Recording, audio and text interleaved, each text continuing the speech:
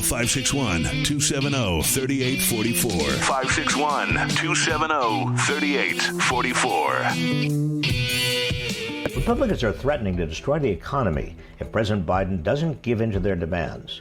But the 14th Amendment to the Constitution gives them the power to stop them.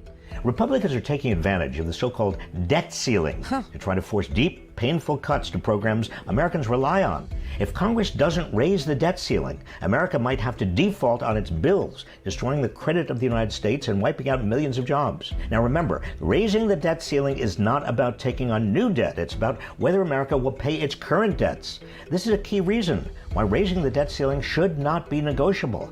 Ironically, Republicans had no problem raising it 3 times under Donald Trump, even as they enacted major tax cuts for corporations and the wealthy that caused the nation's debt to soar. But now, Kevin McCarthy and his band of MAGA radicals, they say they'll only raise it in exchange for drastic cuts to health care, education, veterans benefits, and more. My advice to President Biden, ignore them. Mr. President, your oath to uphold the Constitution takes precedence. And as the supreme law of the land, the Constitution has greater weight than the law on the debt ceiling. Section 4 of the 14th Amendment to the Constitution explicitly states that the validity of the public debt of the United States shall not be questioned. A debt ceiling that prevents the government from honoring its existing financial commitments clearly violates the Constitution. So if Republicans threaten the full faith and credit of the United States, you are constitutionally obligated to ignore the debt ceiling and must continue to pay the nation's bills. Should they wish, let the radical Republicans take you to court. Even the conservatives on the Supreme Court will likely support you. No originalist interpretation of the Constitution could read that document any differently. The Constitution makes it clear that Congress's power to borrow money does not include the power to default on such borrowings. If Republicans are going to play this game, Mr. President, you need to play hardball.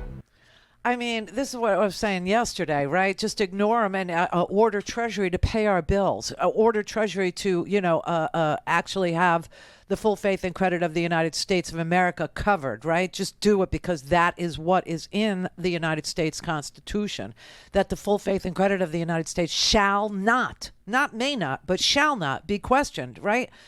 Robert Reich is saying the same thing I am.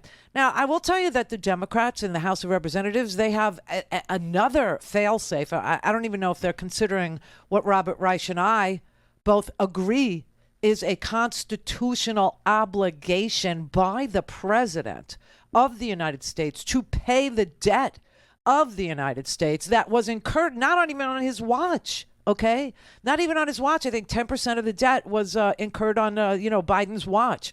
90% of this debt is not of Biden's making, and yet he has an obligation to acknowledge that debt and pay that debt. So the Democrats in the House have another idea. I don't know if they're down with my idea, Robert Reich's idea of ignore them and order Treasury to make the payments to Social Security, order Treasury to make the VA benefit payments, order Treasury to pay for food stamps, order Treasury to pay for everything that we've already appropriated for.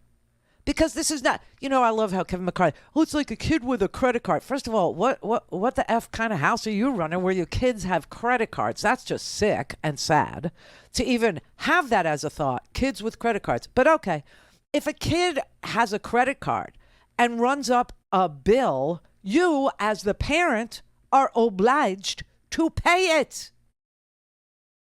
So, I mean, that ridiculous argument that they keep making on their side is so easily debunked. It's so easily, shown to be bogus, fraudulent, fake, and does not match up with the full faith and credit of the United States of America and defaulting the United States of America based on your logic that we're just children with a credit card. I don't know.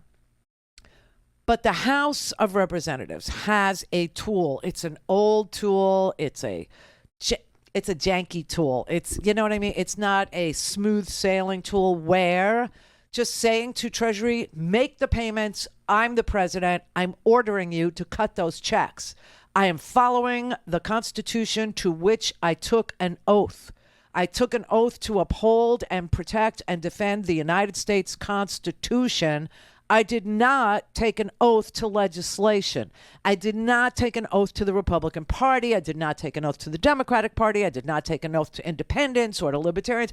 I took an oath to the United States Constitution, which clearly says I'm obliged to pay the bills. All right.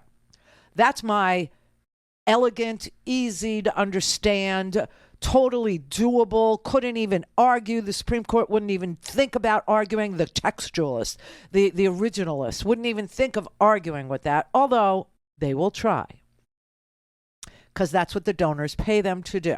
Okay. So the Democrats have another thing in their up their sleeve. I don't know how, and this one is, like I said, not easy, not elegant, but it's a thing. It's a parliamentary procedure. It's called a discharge petition. You may have heard us talk about it briefly before, because by the time you're talking about a discharge petition, you're talking about catastrophic consequences ensuing without it. Okay. So a discharge petition is a parliamentary procedure that allows the minority, okay, the Democrats in this case, to introduce legislation that the majority and the Speaker of the House doesn't want introduced. The Speaker of the House controls the floor, as you know. That's a very important position because the Speaker of the House, in this case, Doofus, controls the floor. He controls what comes out of committees. He controls what is introduced on the floor for debate, what is introduced on the floor for a vote. And the only way around the Speaker of the House is a discharge petition. It is a long, lengthy process. It takes many, many months to execute because it's got all these time constraints on it, meaning when you first introduce a discharge petition, it has to languish in a committee or in multiple committees for 30 days. It has to sit in a committee for 30 damn days. And then after it sits in the committee for 30 damn days, then you can take it out of the committee and you can ask for people to sign on to the petition.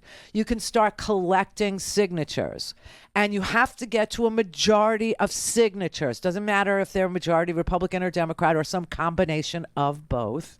But you have to find 218 signatures on your petition to discharge this piece of legislation from the oversight of the Speaker, right? And that has to, that has a time constraint on it too. It has to sit over here for 24 hours, then it has to sit over there for another length of time. It's, a parliamentary procedure, and none of them are made easy to understand. Well, turns out that in secret, on the sly, the Democrats have been protecting the full faith and credit of the United States of America.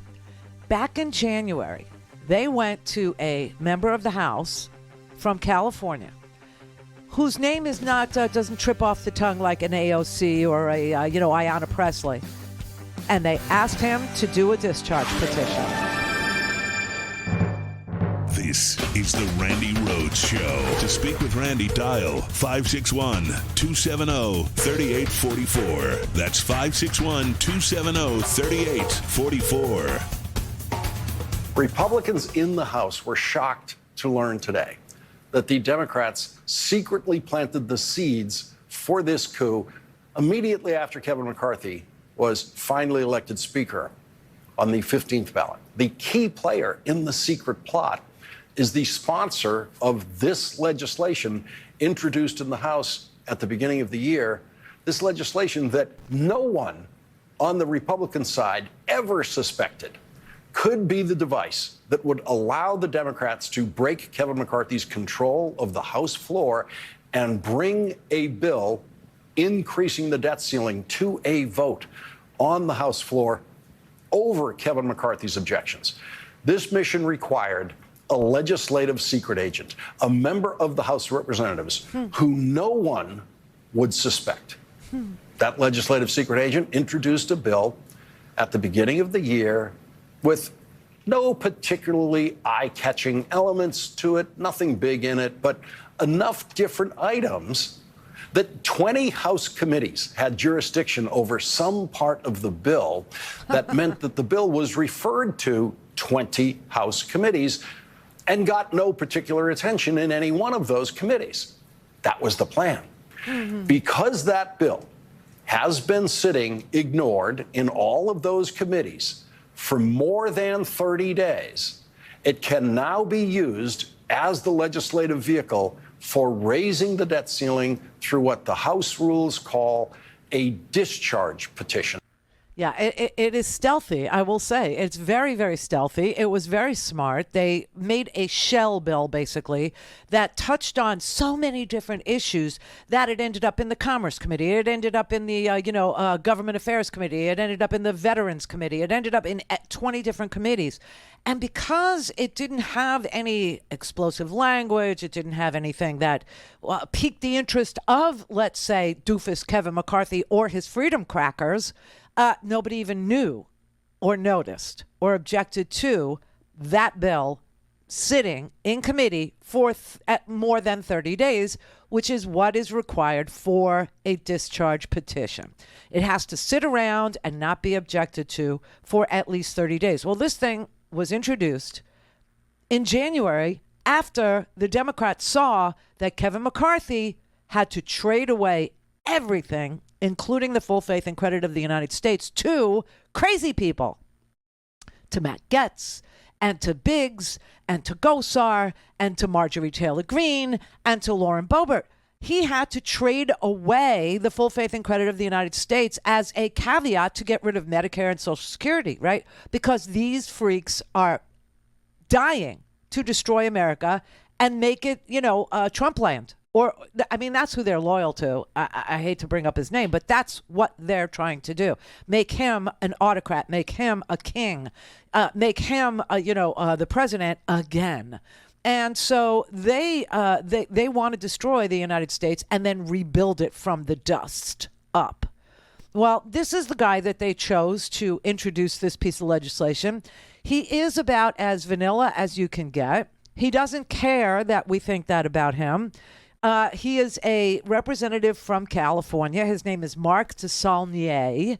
And he actually got advice from previous House, speakers and Rules Committee chairmen like Representative McGovern, how to do this, how to write this bill, and how to create a vehicle to raise the debt ceiling with this parliamentary procedure called the discharge petition.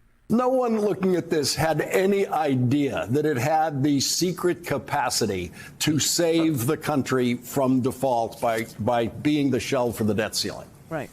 Well, there were a couple of reporters who called me and asked, and I was truthful with them. I told them that it was potentially, from my perspective, but it was basically to keep our options open. So it was secret in so much that it was there if someone knew. As you say, these are not easy processes to follow. So you need 5 Republicans to say. What happens is, instead of casting votes, people go to the clerk and they simply sign their name to the discharge petition. You need to get to 218. That discharges it, in effect, sends it to the House floor for a vote. Presumably, everybody who signed to discharge it would then vote for it, and there you have a new law. And so the question becomes, how do you get the Republicans you're going to need in the end to get a discharge petition?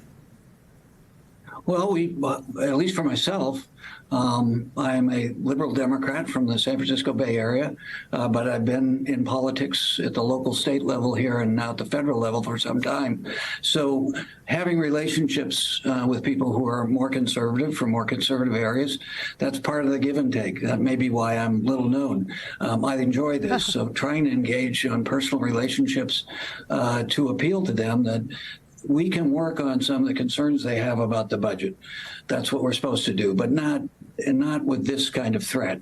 The last time we went through this, you probably know this, the rating agency said it would cost 6 million jobs. It would increase, we would lose $15 trillion of household wealth, and our GDP, our unemployment rate would go up to 9%. So this is nothing to fool around with. We should be grown-ups and pass a clean debt limit, and then talk about, in a fiscally responsible way, the things we differ about. Right. In the budget negotiations for next year, because, 2023 is already done, right? So in next year's budget negotiations, they can talk about cutting Medicare. They could talk about cutting Social Security. I mean, why not? That's what they want to do. So talk about it ahead of the 2024 elections. Go ahead. Have at it. Right. Meanwhile, this representative, Mark DeSallier, who's from the San Francisco Bay Area, he enjoys being little known. It gives him the freedom to build relationships in his own caucus and across the aisle. Now, his entire mission was to introduce this piece of legislation and make it so unimportant and so unnoticed that it could languish in committees for 30 days. He was successful.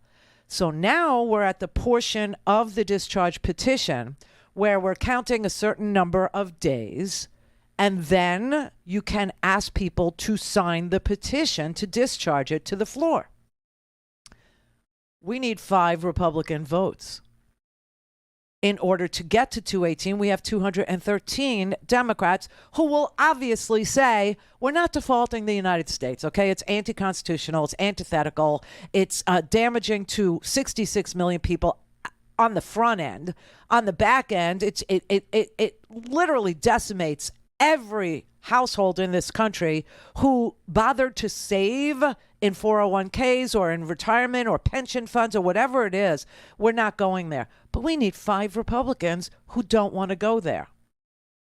I mean, the pressure of 5 names is a lot. I could come up with, a couple of, like a Nancy Mace comes to mind, only because Nancy Mace says, oh, the abortion thing's very unpopular. I don't think we should have gone that far. I think people ought to, the Republican Party really needs to back off of this abortion ban.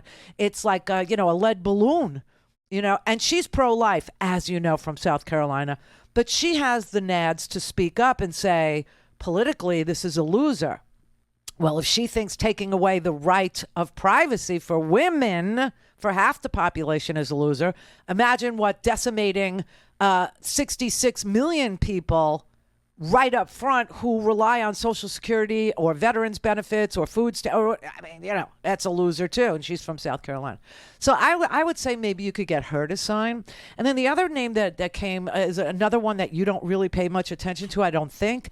I thought of Brian Fitzpatrick. Why? Because he's part of this, he's the co-chairman of the Problem Solvers Caucus. This is what they call themselves, the Republicans who tried to be moderate in this era of fascism, of right-wing lunacy.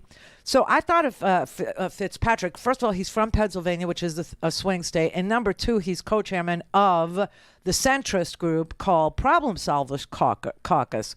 And he said, when he was asked earlier this year if he would ever agree to, a discharge petition, he said, quote, if it's necessary.